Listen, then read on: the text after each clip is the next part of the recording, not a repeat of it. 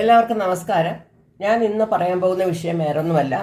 Basic ആയിട്ടുള്ള കാര്യങ്ങൾ പലർക്കും ശരിക്കും അറിയില്ല. കാരണം ഒരു കോഴ്സിന് ചേർന്നാൽ വെറും ബേസിക് മാത്രം പറഞ്ഞു കൊടുക്കുന്ന ഗുരുക്കന്മാരിൽ നിന്ന് പഠിച്ചാലേ അത് മനസ്സിലാകത്തുള്ളൂ. നിങ്ങൾ പലരും യൂട്യൂബ് കണ്ടിട്ടുള്ള ജ്ഞാനം കൊണ്ട് അല്ലെങ്കിൽ അറിവ് കൊണ്ട് ശരിക്കും തന്നെ എന്താ പറയുക, ജ്യോതിഷത്തിലെ ബേസിക് പഠിച്ചു കഴിഞ്ഞു എന്നുള്ളൊരു ചിന്ത ഉണ്ടാകുന്നുണ്ട്. കാരണം ഞാൻ എപ്പോഴും പറയാറുണ്ട്, യൂട്യൂബിൽ നിന്ന് പഠിക്കുന്നതിനേക്കാളും നിങ്ങൾ ഏതെങ്കിലും ഗുരുനാഥൻ്റെ കീഴിൽ പഠിച്ചു കഴിഞ്ഞാലാണ് കൂടുതൽ അറിവ് കിട്ടും. അത് ശരിക്കുള്ള അറിവായിരിക്കും. അപ്പം അതുകൊണ്ട് അങ്ങനെ നിങ്ങൾ പഠിച്ചു കഴിഞ്ഞാൽ അടിസ്ഥാനമായിട്ട് മനസ്സിലാക്കുകയുള്ളൂ. കാരണം ബേസിക് എന്നുള്ളതാണ് ഇതിൻ്റെ മെയിനായിട്ടുള്ള അടിസ്ഥാനം. അത് ഒരുപാട് കാര്യങ്ങൾ, ഫണ്ടമെൻ്റലായിട്ട് ഒരുപാട് കാര്യങ്ങൾ നമ്മൾ ബേസിക്കിൽ നിന്ന് പഠിക്കും.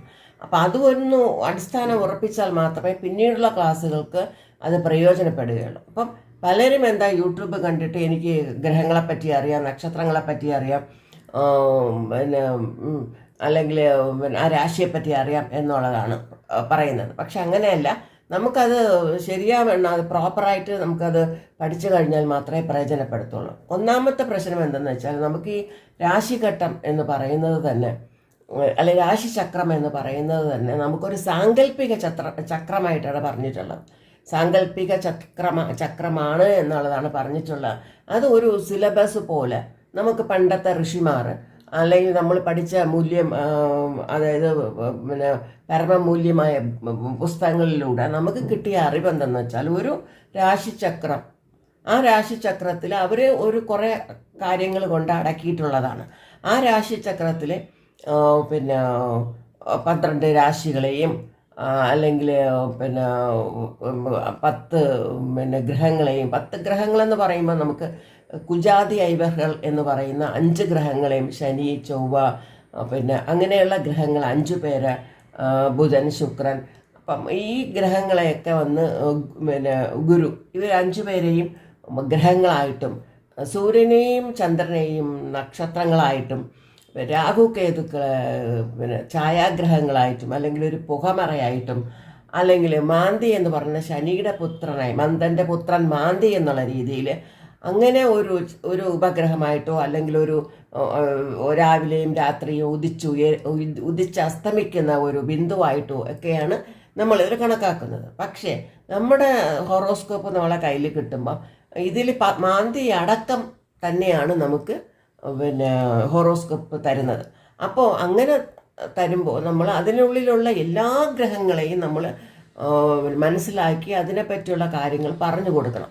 രാഹു ഇല്ല, കേതു ഇല്ല, മാന്തി ഇല്ല, അതിനെ ഒഴിവാക്കിക്കൊണ്ട് നിങ്ങൾ ജാതകം പരിശോധന നടത്തിയാൽ ആ ഫലങ്ങളൊക്കെ മറ്റു ഗ്രഹങ്ങളിൽ നമുക്ക് ചാർത്തി കൊടുക്കേണ്ടി വരും. രാഹു ചെയ്യുന്ന ഫലങ്ങൾ മറ്റുള്ള ഗ്രഹങ്ങൾക്കും, കേതു ചെയ്യുന്ന ഫലങ്ങൾ മറ്റു ഗ്രഹങ്ങൾക്ക്, നമ്മൾ മാന്തി ചെയ്യുന്ന ഉപദ്രവങ്ങൾ അല്ലെങ്കിൽ നല്ല കാര്യങ്ങളൊക്കെ നമ്മൾ മറ്റുള്ള ഗ്രഹങ്ങൾക്ക് ചാർത്തി കൊടുക്കാൻ പറ്റും. അപ്പം അങ്ങനെയല്ല, ഒരു ഹോറോസ്കോപ്പിൽ നമുക്ക് എന്തൊക്കെ കാണുന്നു, എന്തൊക്കെ ലെറ്റേഴ്സ് അവൾ ഉൾപ്പെടുത്തുന്നു, ആ ലെറ്റേഴ്സിനൊക്കെ നമ്മൾ അതിനൊരു നല്ലതും ചീത്തയുമായ ഫലങ്ങൾ നമുക്ക് അതിനുള്ളിലുണ്ട്. അപ്പം അത് നമ്മൾ തീർച്ചയായിട്ടും അത് നമ്മൾ പറയണം.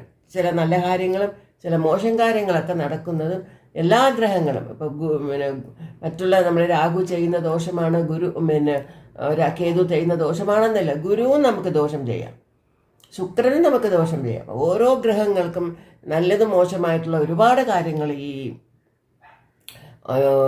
ഇതിൽ പറയുന്നുണ്ട്. അപ്പം ഇതൊക്കെ നമ്മൾ മനസ്സിലാക്കണം. ആദ്യം ബേസിക് എന്താണെന്ന് മനസ്സിലാക്കണം, അല്ലെങ്കിൽ ഓരോ രാശിയുടെ തത്വം എന്താണെന്നൊക്കെ മനസ്സിലാക്കണം. അങ്ങനെ മനസ്സിലാക്കി കൊണ്ടുവേണം അടുത്ത ക്ലാസ്സിലോട്ട് വരാൻ. അങ്ങനെ എൻ്റെ ക്ലാസ്സിൽ ആദ്യത്തെ ക്ലാസ്സിൽ ചേർന്ന കുറേ കുട്ടികൾക്ക് മനസ്സിലായില്ല എന്നുള്ളൊരു ബുദ്ധിമുട്ടിൽ, മാഡം വീണ്ടും ഇത് ബേസിക് ക്ലാസ് കൂടെ എടുക്കാൻ പറ്റുമോ പറയുന്നുണ്ട്. പക്ഷേ എനിക്ക് പറ്റില്ല. ഇപ്പോൾ ഞാനിപ്പോൾ ഒരു മാസം തന്നെ 15 ക്ലാസ്സുകൾ ഞാൻ കൊണ്ടുപോകാൻ, ഒരു സബ്ജക്റ്റിനെ പറ്റി എടുക്കുകയാണെങ്കിൽ അതൊരു 15 ദിവസത്തെ ക്ലാസ്സാണ് അത്. അപ്പോൾ ആ 15 ദിവസം എനിക്ക് ഒരു മാസത്തിൽ അത് മാറ്റി വെക്കണം. അപ്പോൾ ഇതിൻ്റെ കൂടെ ഇനി ബേസിക്കും കൂടെ എടുക്കാൻ എനിക്ക് പറ്റില്ല. അപ്പം ഞാൻ തീരുമാനിച്ചു, എന്താ പറയുക, എല്ലാവർക്കും ഇങ്ങനെ വീഡിയോ, അതായത് യൂട്യൂബിൽ കൂടി ശരിക്കുമുള്ള പാഠം, അതിൽ ഒരു കളങ്കമില്ലാതെ ശരിക്കുമുള്ള പാഠം നല്ല രീതിയിൽ അവർക്ക് പറഞ്ഞു കൊടുത്താൽ ഒരു പക്ഷേ ബേസിക് എന്നുള്ളത് ഒരു അടിസ്ഥാനം കിട്ടും എന്നുള്ള രീതിയിൽ. കാരണം യൂട്യൂബ് വഴി പഠിക്കുമ്പോൾ ചില ബുദ്ധി ഉള്ള ആൾക്കാർക്ക് പെട്ടെന്ന് മനസ്സിലാകും. ചില ബുദ്ധി എന്നല്ല, അതിനെപ്പറ്റി കൂടുതലൊക്കെ നമുക്ക് ഡീപ്പായിട്ട് പറഞ്ഞു കൊടുത്താലേ മനസ്സിലാകുള്ളൂ. ഗുരുവാണെങ്കിൽ അതിന് എക്സാമ്പിൾ സഹിതം എന്താണ് ഏതാണെന്നൊക്കെ പറഞ്ഞു കൊടുക്കും. ഇപ്പോൾ യൂട്യൂബിലൊന്നും അങ്ങനെ ഒരു എക്സാമ്പിൾ വഴി ഇപ്പോൾ ചിലർക്ക് ചില കാര്യങ്ങൾ പറഞ്ഞു കൊടുക്കുമ്പോൾ ഒരു സ്റ്റോറി രൂപത്തിൽ പറഞ്ഞു കൊടുക്കണം.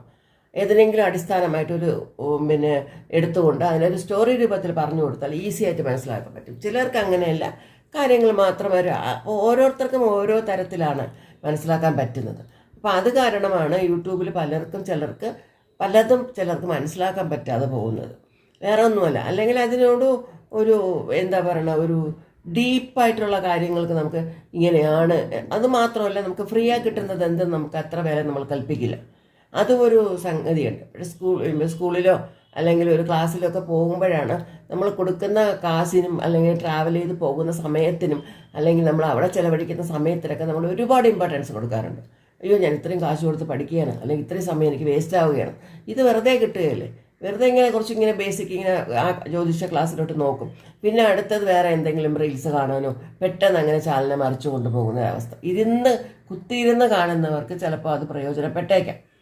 എങ്കിലും നമ്മളൊരു അടിസ്ഥാനമെന്ന് ഉറപ്പിക്കുന്നു, അല്ലെങ്കിൽ ഒരു ജ്യോതിഷം പഠിച്ച് എനിക്കൊരു വരുമാന മാർഗമാകുന്നത്. ഇപ്പം എല്ലാവരും അങ്ങനെയാണ്, വരുമാന മാർഗത്തിന് തന്നെയാണ്. ആർക്കാണിപ്പം മറ്റുള്ളവരെ പറ്റി ഒരു നല്ലത് പറഞ്ഞു കൊടുക്കണം എന്നുള്ളൊരു ചിന്ത ഉണ്ടാകുന്നത്? എല്ലാവരും വരുമാന മാർഗം തന്നെയാണ് ഉദ്ദേശിക്കുന്നത്. അപ്പോൾ ആ ഒരു വരുമാന മാർഗത്തിലോട്ട് നമുക്ക് പോകണം എന്നുള്ള ആഗ്രഹമുണ്ടെങ്കിൽ നിങ്ങൾ അതിനെ ശരിയാവണ്ണം തന്നെ പഠിക്കണം. ശരിയാവണ്ണം പഠിച്ചു കഴിഞ്ഞാൽ നിങ്ങൾ മറ്റുള്ള ഡോക്ടേഴ്സ് ആവട്ടെ, അതിനേക്കാളും ഒക്കെ ഉയർന്ന എങ്ങനെയാകട്ടെ, അവരെക്കാളുമൊക്കെ നിങ്ങൾക്ക് ഏൺ ചെയ്യാൻ പറ്റുന്ന ഒരു വിദ്യയാണിത്. അത് നമ്മളതിനെ തുലവും വേസ്റ്റായിട്ട് അല്ലെങ്കിൽ അത് ഒന്നുമല്ല എന്നൊരു ശാസ്ത്രവിദ്യ, അതൊന്നും ഇതല്ല അങ്ങനെയില്ല എന്നൊക്കെ പറഞ്ഞ് നമ്മൾ കളയുന്നുണ്ട്. പക്ഷെ വിശ്വസിക്കുന്നവർക്കും അതിനെപ്പറ്റി ഇഷ്ടമുള്ളവർക്കുമൊക്കെ ഇത് വളരെ വളരെ പ്രയോജനപ്പെടുത്തുന്നുണ്ട്. ഇതുകൊണ്ട് അവർ പല തരത്തിലുള്ള ഏണിങ്സ് ഉണ്ടാക്കുന്നുമുണ്ട്. അത് രണ്ടാമത്തെ കാര്യം. പക്ഷെ നമുക്കൊരു അറിവ് കിട്ടുന്നത് പോലും ഇതെന്താണെന്നൊരു ശാസ്ത്രം പഠിക്കുന്നതിന് പോലും ബേസിക് എന്നുള്ളതൊരു മെയിനായിട്ടുള്ള കാര്യമാണ്.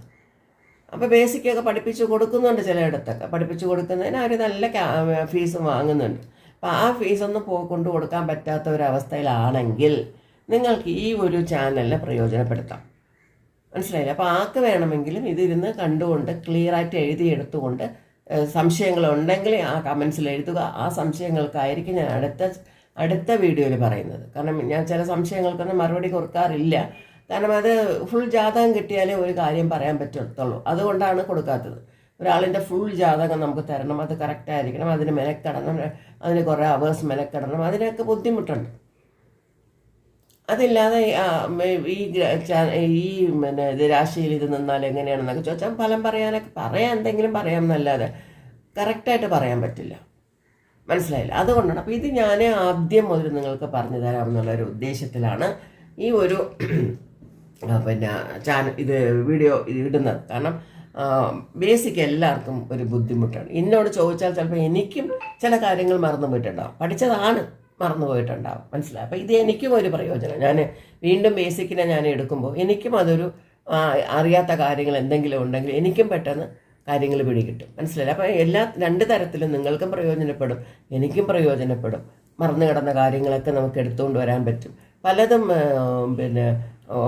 പുതിയ അറിവിലേക്ക് നമ്മൾ അടുത്ത ക്ലാസ്സിലോട്ട് പോകുമ്പോഴത്തേക്കും ഇത് ഒരു ശരിക്കും നമുക്ക് അടിസ്ഥാനം മനസ്സിലാക്കി കഴിഞ്ഞാൽ പിന്നെ പുതിയ ക്ലാസ്സിലോട്ട് പോകുമ്പോൾ നമുക്ക് ബുദ്ധിമുട്ടേ ഉണ്ടാവില്ല.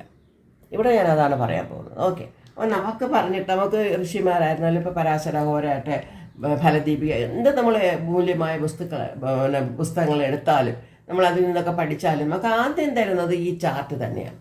ഈ സ്ക്വയർ രൂപത്തിലുള്ള ചാർട്ടാണ് തരുന്നത്. പണ്ട് റൗണ്ട് ഷേപ്പിലായിരുന്നു എന്ന് പറയുന്നുണ്ട്. അത് ക്രമേണ മാറ്റി സ്ക്വയർ രൂപത്തിലാണ്. കാരണം കണ്ടുപിടിക്കാനും കാര്യങ്ങളൊക്കെ പറയാനും ഒക്കെ എളുപ്പം നമുക്ക് ഈ സ്ക്വയർ ആയതുകൊണ്ടാണ് നമ്മളിപ്പോൾ സദേൺ ചാർട്ട്, നമ്മുടെ സൗത്ത് സൈഡ് ഈ ഒരു ചാർട്ടാണ് ഉപയോഗിക്കുന്നത്. നോർത്തിലാണെങ്കിൽ അവർ വേറെ മാതിരിയുള്ള ചാർട്ടാണ് ഉപയോഗിക്കുന്നത്.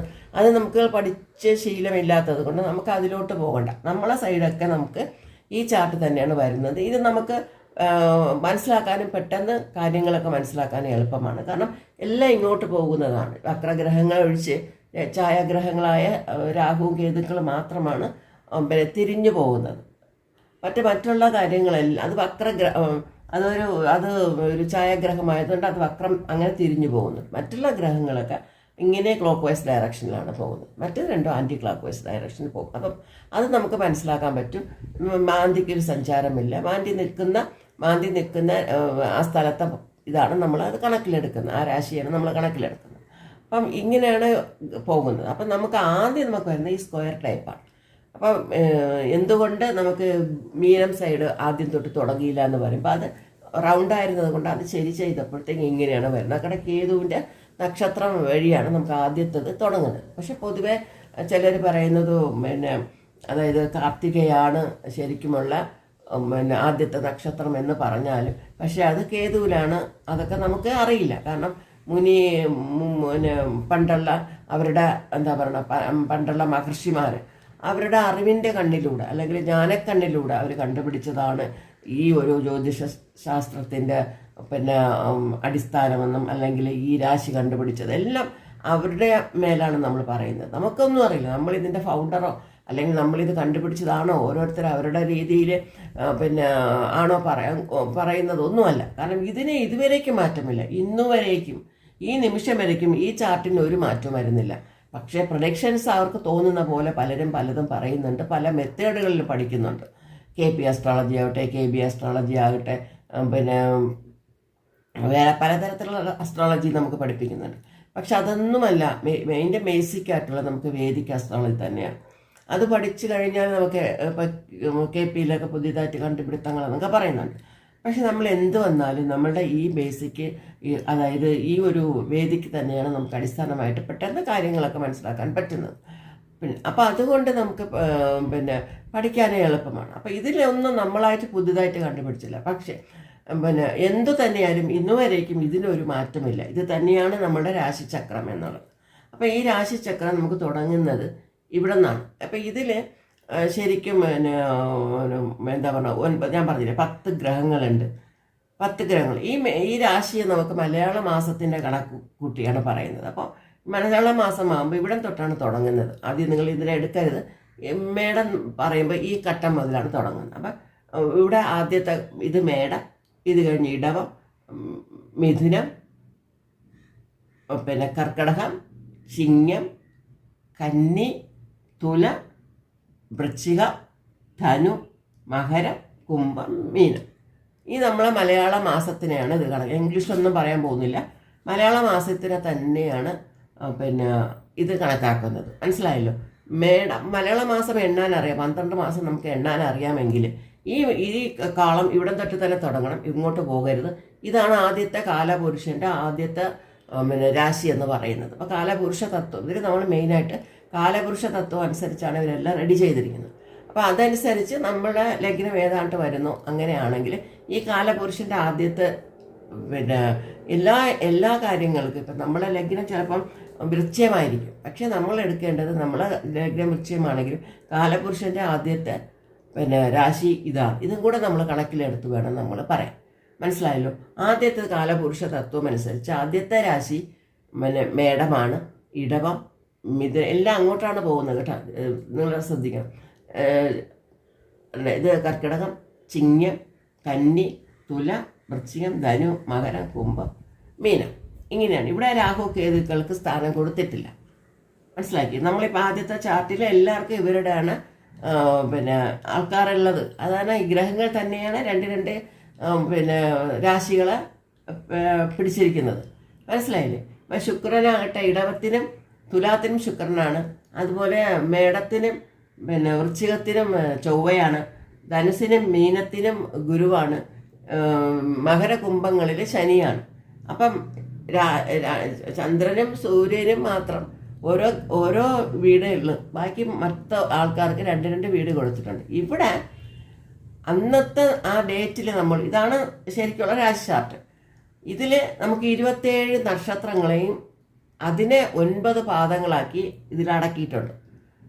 അപ്പം 9 പാദമാകുമ്പോൾ 12×9 അങ്ങനെ 108 പാദങ്ങളായിട്ട് ഇതിനുള്ളിൽ തന്നെ അടക്കിയിരിക്കുന്നു. എല്ലാം ഇതിനകത്ത് അടങ്ങിയിരിക്കും. നമ്മളിങ്ങനെ ചാർട്ടിൽ കാണുമ്പോൾ നക്ഷത്രങ്ങൾ നമ്മൾ കാണുന്നില്ല. അപ്പം നമ്മൾ മനസ്സിലാക്കേണ്ടത് ഈ നക്ഷത്രത്തിൽ ഏതോ ഒന്നിൻ്റെ പാദം, ഒരു 4 പാദം, നക്ഷത്രത്തിന് 4 പാദമുണ്ട്, അതിൽ ഏതോ ഒരു പാദത്തിലാണ് ഈ ഗ്രഹങ്ങൾ നിൽക്കുന്നത് എന്ന് മനസ്സിലാക്കണം. നമുക്കൊരു ഹോറോസ്കോപ്പിൻ്റെ ചാർട്ട് കിട്ടും, നമുക്ക് കിട്ടും, നമ്മളെ ജാതകം കിട്ടും. അപ്പോൾ ജാതകം കിട്ടുമ്പോൾ നമുക്ക് എന്താ, നമുക്ക് ഈ അവിടെ 2 കാണില്ല. ഈ 10 ഗ്രഹങ്ങളെയും ഞാൻ പറഞ്ഞില്ലേ, പിന്നെ കുജാതിയവർകളും രാഹുകേതുക്കളും സൂര്യചന്ദ്രന്മാരും മാന്തിയും ചേർത്ത് 10 ഗ്രഹമായിട്ട് കണക്കാക്കുന്നു. നക്ഷത്രങ്ങളൊക്കെ മാറി. അതിലിപ്പോൾ സൂര്യനെ ചന്ദ്രൻ നക്ഷത്രങ്ങളായിട്ട് ആരും പറയുന്നില്ല. ശരിക്കും നമ്മൾ പറയുന്നത് പിന്നെ ഗ്രഹങ്ങളായിട്ട് തന്നെ പറയുന്നുണ്ട്. ആ 10 ഗ്രഹങ്ങൾ, അപ്പോൾ അതൊരു ഈസിയാണ്, അത്രേ ഉള്ളൂ. ആ 10 ഗ്രഹങ്ങളെയും നമ്മൾ പിന്നെ ഇതിൽ ഉൾപ്പെടുത്തും. 10 സ്ഥലത്ത് നിന്ന് 12 രാശി ഉണ്ടാവും. 12 രാശിയിൽ മൊത്തം അടക്കാൻ പറ്റില്ല. ചിലപ്പോൾ ഒരു 3ഓ 4ലോ കൂടെ അടങ്ങിപ്പോവാം. ചിലപ്പം പിന്നെ 2 2 3 അടങ്ങിപ്പോവാം. ചിലപ്പോൾ ഒരു ലൈൻ ഫുള്ളായിരിക്കാം. അല്ലെങ്കിൽ രാഹുകേതുക്കളെ ഇടയിൽ ഗ്രഹങ്ങൾ നിൽക്കാം. ഈ 10 ഗ്രഹങ്ങൾ നമ്മുടെ ചാർട്ടിൽ കാണും. അതിനൊരു മാറ്റമില്ല. അപ്പം അങ്ങനെ ഈ 12 ഉൾപ്പെടുത്താനും പറ്റില്ല. അപ്പം ചില ഭാവങ്ങൾ, ചില രാശികൾ ശൂന്യമായി തന്നെ ഉണ്ടാവും. ആ ശൂന്യമായ രാശികളെ നമ്മൾ ഒന്നും മൈൻഡ് ചെയ്യേണ്ട ആവശ്യമില്ല. കാരണം ബാക്കിയുള്ളിടത്തൊക്കെ ആ ഗ്രഹങ്ങളെല്ലാം ഉണ്ടോ എന്ന് മാത്രം നോക്കുക. അപ്പം നമ്മളെ ഹോറോസ്കോപ്പിൽ എല്ലാം ഉണ്ടെങ്കിലും നമ്മൾ ഈ ഗ്രഹങ്ങളൊക്കെ നിൽക്കുന്നത് പിന്നെ ഒരു നക്ഷത്രത്തിൻ്റെ അല്ലെങ്കിൽ ഒരു നക്ഷത്രപാദത്തിൻ്റെ പുറത്താണ് ആ സ്ഥിതി ചെയ്യുന്നത് എന്ന് നമ്മൾ മനസ്സിലാക്കണം. ഇവിടെ നമുക്ക് ഹോറോസ്കോപ്പ് കിട്ടുമ്പോൾ നക്ഷത്രങ്ങൾ അവിടെ കാണില്ല, നമ്മൾ തന്നെ അത് എടുക്കണം. അവിടെ നക്ഷത്രങ്ങളുണ്ട്, അങ്ങനെയാണ് ഋഷിമാർ കൊടുത്തിട്ടുള്ളത്. ആ നക്ഷത്രങ്ങളിലുള്ളിൽ ഒരു ഗ്രഹം നിൽക്കുന്നു എന്ന് നമ്മൾ കണക്കാക്കണം. അപ്പം നമ്മുടെ ചാർട്ടിൽ എങ്ങനെ വരുന്നുവോ അതനുസരിച്ച് ഈ നക്ഷത്രങ്ങൾ ഇങ്ങനെ ചുറ്റി വരും. ആ നക്ഷത്രങ്ങൾ എങ്ങനെ ചുറ്റി വരും എന്ന് വെച്ചാൽ ആദ്യം നമ്മൾ തുടങ്ങുന്നത് കേതുവായതുകൊണ്ട് കേതുവിൻ്റെ നക്ഷത്രമാണ് ആദ്യം തുടങ്ങുന്നത്. അപ്പം അശ്വതി എന്ന് വരുന്നുണ്ട്. അടുത്തത് ഭരണി കൊടുത്തിട്ടുണ്ട്. അപ്പം ഇങ്ങനെ ഓരോ നക്ഷത്രങ്ങൾ നമ്മളവിടെ കൊടുത്തിട്ടുണ്ട്. അപ്പം ആദ്യം നിങ്ങൾ പഠിക്കേണ്ടത് 27 നക്ഷത്രങ്ങളെ പഠിക്കണം. 27 നക്ഷത്രങ്ങൾ എങ്ങനെയാണെന്ന് ആദ്യം പഠിക്കണം. മനസ്സിലായില്ലേ? 27 നക്ഷത്രങ്ങളെ പറ്റി കൂടുതൽ പഠിച്ചു കഴിഞ്ഞാൽ അത് കാണാപ്പാടം തന്നെ പഠിച്ചോളൂ. അശ്വതി, പിന്നെ ഭരണി, കാർത്തിക, രോഹിണി, അങ്ങനെ നിങ്ങൾ ആ നക്ഷത്രങ്ങളെ പറ്റി കൂടുതൽ പഠിക്കുമ്പോൾ കൂടുതൽ മനസ്സിലാവും. അപ്പം ഈ 9 പാദങ്ങളാണ് ഇവിടെ അടക്കിയിട്ടുള്ളത്, അല്ലേ? ഓരോ രാശിക്കും 9 പാദങ്ങൾ അടക്കിയിട്ടുണ്ടെങ്കിൽ മാത്രമേ തീർച്ചയായിട്ടും 12 രാശികളിൽ ആ ഗ്രഹങ്ങളിൽ നക്ഷത്രങ്ങൾ തീരത്തുള്ളൂ. അത് നിങ്ങൾ ഫസ്റ്റ് മനസ്സിലാക്കണം. അപ്പം എങ്ങനെയെന്ന് വെച്ചാൽ ആദ്യം നമ്മളിപ്പം അശ്വതി ഇവിടെ വരുന്നു, ഭരണി വരുന്നു, കാർത്തിക വരുന്നു. അശ്വതി, ഭരണി, കാർത്തിക. അശ്വതിയുടെയും ഭരണിയുടെയും പിന്നെ 4 പാദങ്ങൾ ഇതിനകത്തുണ്ട്. 9 പാദം വരണ്ടേ? അപ്പോൾ അശ്വതിയുണ്ട്, ഭരണിയുണ്ട്. അപ്പം അശ്വതി 4, ഭരണി 4, 8. അടുത്തത് കാർത്തികയുടെ ഒരു പാദം ഇവിടെ വരുന്നുണ്ട്. അപ്പോൾ 9 പാദമായി. അടുത്തത് നമ്മൾ നോക്കുമ്പോൾ കാർത്തികയുടെ 3 പാദവും രോഹിണിയുടെ 4 പാദവും. അപ്പോൾ എത്രയായി? 7ആയി. അടുത്തത് മകയിരത്തിൻ്റെ 2 പാദം, അപ്പോൾ 9ആയി. അടുത്തത് നമ്മളിവിടെ മിഥുനത്തിൽ മകയിരത്തിൻ്റെ 2 പാദം, തിരുവാതിരയുടെ 4 പാദം, 6ആയി അല്ലേ? 2 4 6ആയി. അടുത്തത് പുണർത്തത്തിൻ്റെ 3 പാദം. ഇവിടെ പുണർത്തത്തോടെ തീരുന്നുണ്ട്. അത് കഴിഞ്ഞ് പുണർത്തത്തിൻ്റെ 1 പാദം ഇവിടെ, പൂയത്തിൻ്റെ 4 പാദം ഇവിടെ, ആയില്യത്തിന് 4 പാദം. അപ്പോൾ ആയില്യത്തോടെ കർക്കിടകം നിൽക്കുന്നുണ്ട്. ആയില്യത്തോടെ കർക്കിടകം തീരുന്നു. മനസ്സിലായില്ലേ? അശ്വതി മുതൽ കർക്കിടകം വരയ്ക്കുള്ളത്, അശ്വതി മുതൽ ആയില്യം വരയ്ക്കുള്ളത് കർക്കിടകത്തിൽ തീരുന്നു. അടുത്തത് നമുക്ക് അത് കഴിഞ്ഞിട്ട് അതിൽ കംപ്ലീറ്റായി. ഇനി അടുത്തത് നമുക്ക് മകം തൊട്ട് തുടങ്ങണം. അപ്പം മഹത്തിൻ്റെ 4, പൂരത്തിൻ്റെ 4, ഉത്രത്തിൻ്റെ 1, അപ്പോൾ 9ആയി. അടുത്ത ഉത്രം 3, അത്തം 4, അപ്പോൾ 3 4 7ആയി. ചിത്തിര 2 നോക്കിക്കോളും. അടുത്തത് ചിത്തിരയിൽ 2 ഇവിടെ, ചോതിയുടെ 4, വിശാഖത്തിൻ്റെ 3. അപ്പോൾ ഇങ്ങനെയാണെന്ന് 9 പാദം വരണം. അപ്പോൾ നിങ്ങളിങ്ങനെ കൗണ്ട് ചെയ്ത് വരുമ്പോൾ 9 പാദം വെച്ച് വരുമ്പോൾ നിങ്ങൾ 2-3 ദിവസം അത് കറക്റ്റായിട്ട് നോക്കുമ്പോൾ മനസ്സിലാവും. അപ്പോൾ ചിത്തിരയുടെ 2 ഇവിടെ വരുന്നുണ്ട്. ചിത്തിര, ചോതിയുടെ 4 6, പിന്നെ വിശാഖത്തിൻ്റെ 3 വരുന്നുണ്ട്. അപ്പോൾ 9ആയി. അടുത്തത് ഇവിടെ വിശാഖം 1, അനിഴം, മനസ്സിലായി, അനിഴം. അടുത്തത് കേട്ട. അപ്പം നിങ്ങളൊന്ന് ശ്രദ്ധിച്ചോ, കേട്ടയുടെ ഇവിടെ തിരുന്നു. വിശാഖം 1, അനിഴം 4, കേട്ട 4, 9ആയി. അപ്പം ഇവിടെയും ബുധൻ്റെ ആയില്യത്തിൽ തീർന്നു, മനസ്സിലാക്കിയാൽ ബുധൻ്റെ ആയില്യത്തിൽ തീർന്നു. വീണ്ടും ഇവിടെ കേട്ടയിൽ തീർന്നു. അതുപോലെ ഇവിടെ അശ്വതി, കേതുവിൻ്റെത് നക്ഷത്രമായ അശ്വതിയിൽ തുടങ്ങി അല്ലേ, ബുധനിൽ തീർന്നു. ഇവിടെ അതുപോലെ മകം അശ്വതി പിന്നെ കേതുവിൻ്റെതാണ്, മകത്തിൽ തുടങ്ങി. ഇവിടെ കേട്ട, ബുധൻ്റെ നക്ഷത്രമായ കേട്ടയിൽ തീർന്നു. ഞാനത് രണ്ടാമത് പഠിപ്പിക്കാം. കേട്ടയിൽ തീർന്നു, അത് നിങ്ങൾ മനസ്സിലാക്കാൻ വേണ്ടിയാണ്. അടുത്തത് നമുക്ക് തുടങ്ങുന്നത് മൂലത്തിൻ്റെ 4. മൂലത്തിൻ്റെ കേട്ട കഴിഞ്ഞിട്ട് മൂലത്തിൻ്റെ മൂലം വേണം. അതെ, കേട്ട ഇവിടെ കഴിഞ്ഞു. അത് കഴിഞ്ഞിട്ട് മൂലം വരുന്നുണ്ട് അല്ലേ, മൂലത്തിൻ്റെ 4 വരുന്നുണ്ട്. പൂരാടം വരുന്നുണ്ട്, അതും 4 വരുന്നുണ്ട്. അപ്പം മൂലം, പൂരാടം. അടുത്തത് ഉത്രാടത്തിൻ്റെ 1 വരുന്നത്. 4, 4, 8, 1, 9 ഉത്രാടം. അത് കഴിഞ്ഞ് ഉത്രാടം 3 ഇവിടെ വരുന്നുണ്ട്. തിരുവോണം 4 വരുന്നുണ്ട്. അവിട്ടം 2 വരുന്നുണ്ട്. അത് കഴിഞ്ഞിട്ട് പിന്നെ അവിട്ടം 2 വരുന്നുണ്ട്. ചതയം 4 വരുന്നുണ്ട് അല്ലേ. അപ്പം പൂരിട്ടാതി 1 വരുന്നുള്ളൂ. അപ്പം പൂരിട്ടാതി 3 വരുന്നുണ്ട്. കാരണം നമുക്കിപ്പോൾ ഇവിടെ നമ്മൾ അവിട്ടത്തിൻ്റെ 2 പോയി ഇല്ലേ. അപ്പോൾ അടുത്ത ഇവിടെ 2 അവിട്ടം, ചതയം 4, അപ്പോൾ 2, 4, 6, പിന്നെ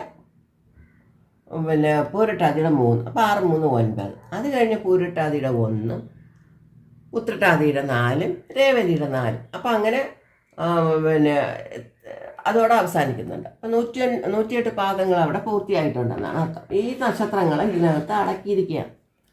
നിങ്ങൾ മനസ്സിലാക്കേണ്ടത് അങ്ങനെയാണ്. ഈ നക്ഷത്രങ്ങൾ അത്രയും ഇനി ഏതൊക്കെ ഗ്രഹങ്ങളിലാണ് ഏതൊക്കെ നക്ഷത്രങ്ങൾ എന്നുള്ളത് ഞാൻ പിന്നീട് പഠിപ്പിക്കാം.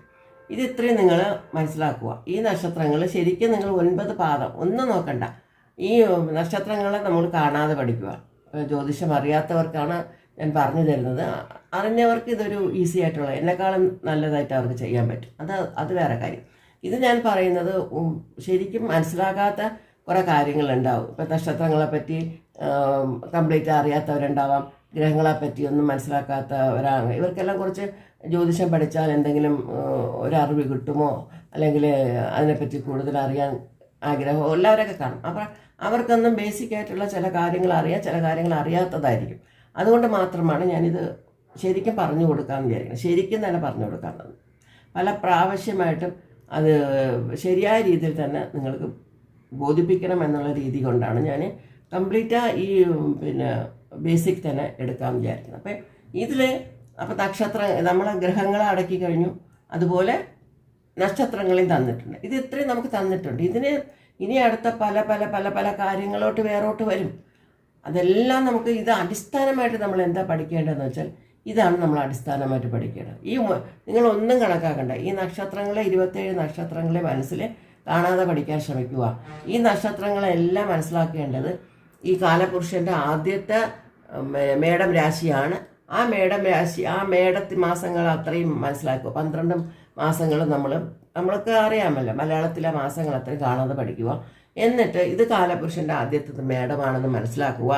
അത് കഴിഞ്ഞ് അതിൽ 108 പാദങ്ങളെ, നക്ഷത്രങ്ങളെ 108 പാദങ്ങളാക്കി ഓരോ കള്ളിയിലും 9 പാദങ്ങൾ വെച്ചിട്ടുണ്ടെന്ന് മനസ്സിലാക്കുക. ഓരോ നക്ഷത്രങ്ങൾക്ക് 4 പാദമാണ്. അപ്പോൾ ഈ 9 പാദങ്ങളെ നിങ്ങൾ കണക്ക് കൂട്ടി ഇടുമ്പോഴത്തേക്ക് 108 പാദം വന്ന് ചേർന്നിട്ടുണ്ടോ എന്ന് നോക്കുക. ഇതാണ് നിങ്ങൾ ആദ്യം പഠിക്കേണ്ട കാര്യങ്ങൾ. ആദ്യം ഇത്ര നിങ്ങൾ പഠിച്ചു കഴിഞ്ഞാൽ ഞാൻ അടുത്ത ക്ലാസ്സിൽ, അപ്പോൾ ഇത് നിങ്ങൾ ആദ്യം അറിഞ്ഞൂടാ വയ്യാത്തവർ നിങ്ങൾ ഇത് പഠിച്ചാൽ മതി. നമുക്ക് ഇതാണ് ഒരു എന്താ സിലബസ് പോലെ, അല്ലെങ്കിൽ ഇതാണ് ജ്യോതിഷമെന്ന് മഹാന്മാർ അല്ലെങ്കിൽ വലിയ വലിയ ഋഷികളോ മുനികളോ അന്നത്തെ കാലത്ത് അവർ കണ്ടുപിടിച്ച് നമുക്ക് പറഞ്ഞു തന്നിട്ടുള്ളതാണ്. അതിനെ ബേസ് ചെയ്ത് തന്നെയാണ് ഇതുവരേക്കും ഈ ചാർട്ടിൽ ആരും മാറ്റം കൊണ്ടുവന്നിട്ടില്ല. സൂര്യനെ മാറ്റി കർക്കിടകത്തിലിടുക, കർക്കിടകത്തിന് ചന്ദ്രനെ തൂക്കി വേറെ എവിടെയെങ്കിലും ഇടുക, അങ്ങനെയൊന്നും ചെയ്തിട്ടില്ല. ഇത് നമുക്ക് മനസ്സിലെല്ലാവർക്കും പെട്ടെന്ന് ഓടി വരുന്നത്. ഇപ്പോൾ ജ്യോതിഷം പഠിക്കുന്നവരാണെങ്കിൽ പെട്ടെന്ന് ഓടി വരുന്ന ഈ ഒരു കാളം കണ്ടാൽ വെറുതെ ഒരു 12 കാളം മാത്രം വരച്ചിട്ട് അതിനകത്ത് ഒന്ന് ഫില്ല് ചെയ്യാതെ വെറുതെ ഒരു പേപ്പറിൽ ഇതേപോലെ ഒരു ചാർട്ട് വരച്ചിട്ട് നമ്മുടെ കയ്യിൽ തന്നാൽ, ജ്യോതിഷം പഠിക്കുന്ന എന്നെപ്പോലെ ആളുകളുടെ കയ്യിൽ തന്നാൽ പെട്ടെന്ന് അവർക്ക് വേറെ ഒന്നും പോകില്ല. ഇത് നമ്മുടെ രാശിചക്രമല്ലേ എന്ന് തോന്നും. വേറൊരാളിൻ്റെ കയ്യിൽ കൊടുത്താൽ അത് അവർക്ക് അതെന്തോ കളിക്കാനുള്ള കളമായിട്ട് വരച്ചു വച്ചിരിക്കുന്നോ ഒന്നും അറിയാത്തവർക്ക് ഇതിനെപ്പറ്റി ABC ഇന്ന് ഒട്ടുമുക്കാലും പേർക്ക് ഇതിനെപ്പറ്റി അറിയാൻ പറ്റും. അവർക്ക് പറയും ഇത് ജ്യോതിഷത്തിൻ്റെ എന്തോ ആണ്, അല്ലെങ്കിൽ എൻ്റെ രാശിചക്രത്തിൻ്റെതാണ് പേര്. രാശിചക്രം എന്നല്ലെങ്കിൽ കൂടി ഇതെന്തോ ജ്യോതിഷ ബന്ധമായിട്ടുള്ള കാര്യമാണെന്ന് പലർക്കും അറിയാൻ പറ്റും. മറ്റുള്ളവർക്ക് ഇതൊന്നും അറിയില്ല.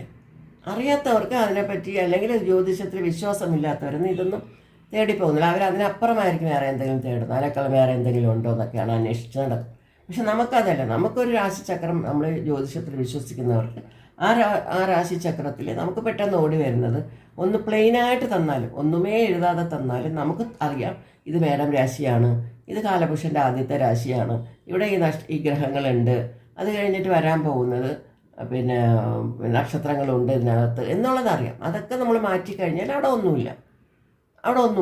അതിനകത്ത് നമുക്ക് വേറെ ചിന്തിക്കേണ്ട ആവശ്യമേ ഇല്ല. നമ്മൾ അങ്ങോട്ട് പോകേണ്ട ആവശ്യമില്ലാത്ത ഒരു ചിന്തയാണ് അതൊക്കെ. നമുക്ക് വരേണ്ട ചിന്ത എന്താണ്? നമുക്കൊരു ജ്യോതിഷത്തിൽ നമ്മൾ വിശ്വാസിയാണ്, ജ്യോതിഷമാണ് നമ്മുടെ പ്രാണൻ എന്ന് കരുതുന്നവരാരും മറുപുറം വേറെ ചിന്തിക്കേണ്ട ആവശ്യം വരുന്നില്ല. നമുക്ക് തന്നിട്ടുണ്ട്, അതിന് നമുക്ക് മാറ്റാനുള്ള കഴിവുമില്ല. എന്ത് തന്നെ മാറ്റം കൊണ്ടുവന്നാലും ഇതിൽ ആരും മാറ്റം കൊണ്ടുവന്നിട്ടില്ല ഇതുവരയ്ക്കും. ഇന്നേ വരയ്ക്കും, ഈ നിമിഷം വരയ്ക്കും വന്നിട്ടില്ല. അത് ചെയ്താൽ കംപ്ലീറ്റ് പ്രോബ്ലമാകും. അതിനെ ഒരു മാറ്റം ആരും കൊണ്ടുവന്നിട്ടില്ല. അപ്പം നമ്മൾ ആ എഴുതാപ്പുറം ഒന്നും വായിക്കേണ്ട ആവശ്യമില്ല. നമ്മൾ ചെയ്യേണ്ട കാര്യം എന്തെന്ന് വെച്ചാൽ, നമുക്ക് തന്നിട്ടുള്ള കാര്യങ്ങൾ ആൾറെഡി നമുക്ക് ഋഷിമാർ തന്നിട്ടുണ്ട്. ഇതൊക്കെയാണെന്ന്, ഇത് തന്നെയാണ് നമ്മൾ ഏത് ക്ലാസ്സിൽ പോയാലും ആദ്യം ഈ ചാർട്ട് തന്നെയാണ് അവർ വരയ്ക്കുന്നത്. ഈ ചാർട്ടിൽ വരയ്ക്കുമ്പോഴത്തേക്ക് ഈ ചാർട്ടിൽ പറഞ്ഞു തരുന്ന കാര്യങ്ങൾ തന്നെയാണ് നമ്മൾ എടുക്കേണ്ടത്. ഇവിടെ ഇനി ഈ ഗ്രഹങ്ങളെയൊക്കെ നമുക്ക്, ഇത്രയും ഗ്രഹങ്ങൾക്ക് സ്വന്തം വീടാണ്. ഒരു പക്ഷെ നമ്മുടെ ജാതകത്തിൽ ശുക്രൻ ഇവിടെയാണെങ്കിൽ നമ്മളത് തുലാത്തിലാണ്. ആ ശുക്രൻ ഇവിടെയും ബന്ധമുണ്ടെന്ന് എടുക്കുക. ഇപ്പം ചൊവ്വ ചൊവ്വയാണെന്ന് പറഞ്ഞാൽ നമ്മൾ 8ാമത്തെ കാലപുരുഷൻ്റെ 8ാമത്തെ രാശിയിൽ ചൊവ്വ നമുക്ക് ബന്ധം വരുന്നുണ്ടെന്ന് എടുക്കുക. അവിടെ മേടത്തിലായിരിക്കും ചിലപ്പോൾ ചൊവ്വ നിൽക്കുന്നെങ്കിൽ വൃശ്ചികത്തിൽ ചൊവ്വ കാണില്ല. ഓരോ ഗ്രഹങ്ങൾ മാത്രമേ 10 ഗ്രഹങ്ങൾ മാത്രമേ ഇതിനുള്ളിൽ ഉൾപ്പെടുത്തൂ. ഇതാണ് അതിൻ്റെ ചാർട്ട്. ഇപ്പോൾ ലഗ്നമായിട്ട് വരികയാണെങ്കിൽ ശുക്രനാണ് നിങ്ങളെ ലഗ്നാധിപതി. തുലാമാണെങ്കിൽ ശുക്രനാണ് അധിപതി. അതുപോലെ പിന്നെ ഇടവമാണെങ്കിൽ ശുക്രനാണ് അധിപതി. ആ ശുക്രൻ ഒന്നേ കാണൂ, ഒരേ സ്ഥലത്തേ കാണൂ. ആ ശുക്രൻ എവിടെ വേണമെങ്കിലും പോയി നിൽക്കാം.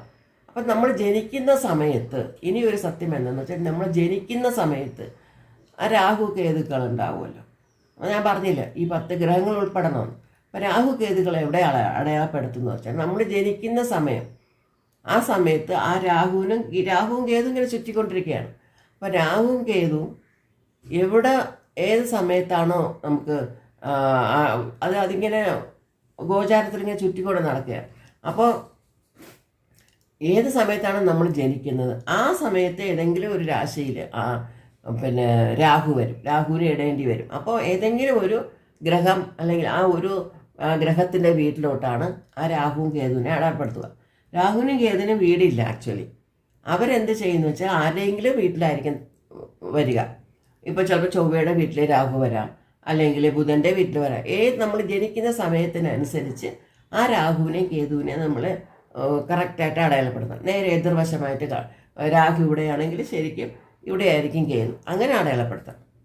ആ ജനിക്കുന്ന സമയത്തിനനുസരിച്ച് രാഹുവും കേതുവും നമ്മൾ അടയാളപ്പെടുത്തണം. അതുപോലെ മാന്തിയും അന്നത്തെ ദിവസം ജനിക്കുമ്പോൾ നമ്മൾ രാവിലെയാണോ രാത്രിയാണോ ജനിക്കുന്നതനുസരിച്ച് ആ സമയത്ത് എവിടെയാണോ മാന്തി വരുന്നത് ആ മാന്തിയെ ഏതെങ്കിലും ഒരു രാശിയിൽ അടയാളപ്പെടുത്തുക.